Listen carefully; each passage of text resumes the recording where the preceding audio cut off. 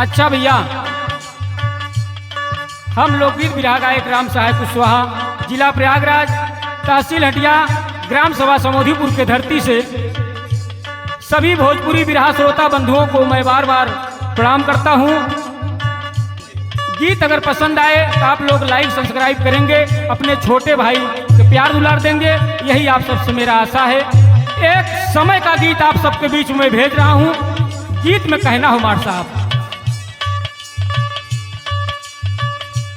चलती समय हमेशा रहिया जैसे पहिया नाचे ना।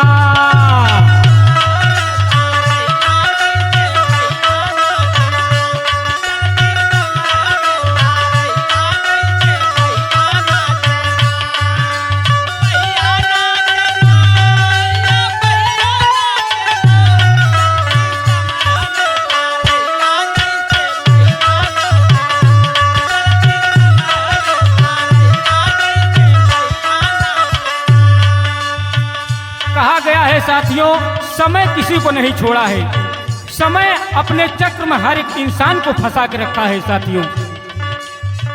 अगले बंद में कहना हो, समय रही राजा हरिश्चंद्र जी बना रहे धनवान।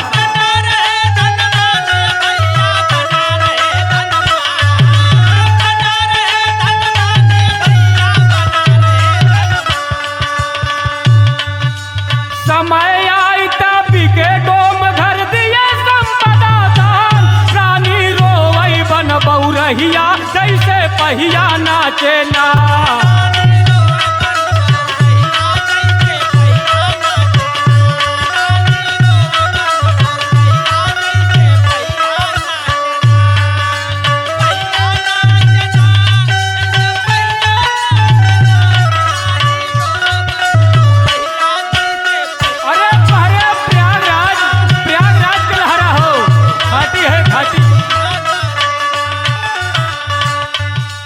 समय रही लड़का पैदा भवा मंगलाचार।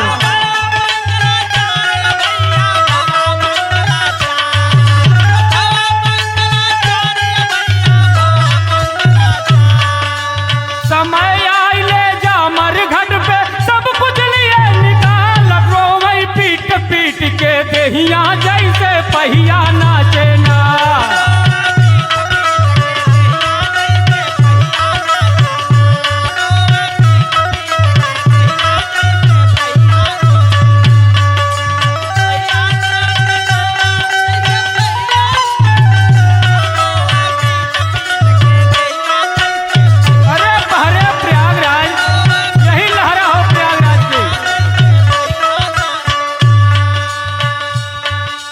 समय आई श्री रामचंद्र जी राम राज तैयारी।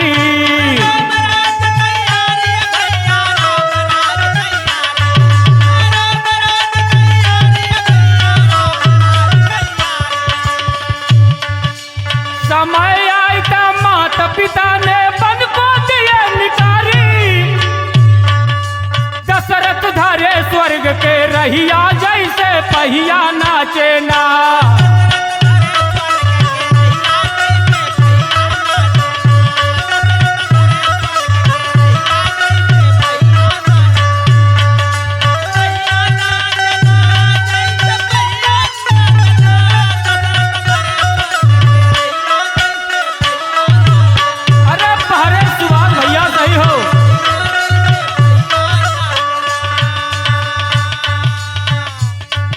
अगले बंद में कवि की लेखनी संकेत करती है, समय किसी को नहीं छोड़ा है साथियों।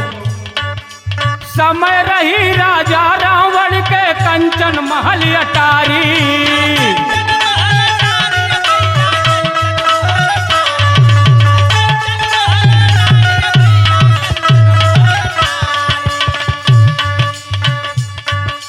समय आई नारी के पीछे सब कुछ दिए बिगारी, बुझिया दिया मिलाना रहिया जैसे पहिया नाचे ना।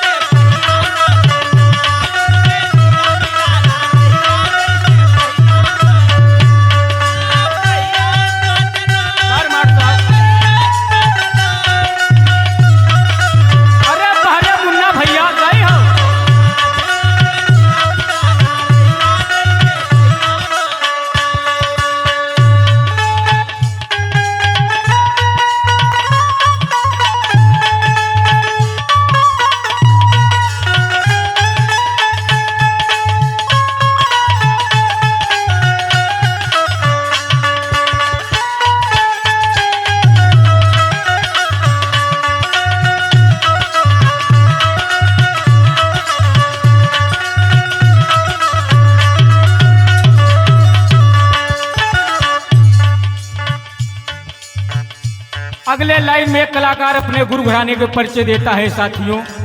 समय किसी को नहीं छोड़ा है। एक समय था भुल्लुर दादा राम आधार बिरहा सम्राट जनाब हैदर अली जी पूरे देश में जलवा कायम रखे थे। समय आए उनको उठा लिए साथियों। तो एक दिन सबको जाना है, समय किसी को नहीं छोड़ेगा साथियों। अंतिम लाइन में गुरु घराने का परिचय है, कहना बा समय रही हैदर अली जी लिखत रहे लयदारी।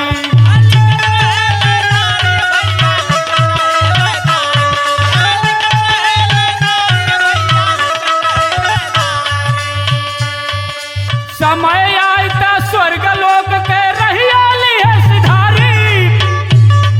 अमर भा नाम जगत में भैया जैसे पहिया नाचे ना।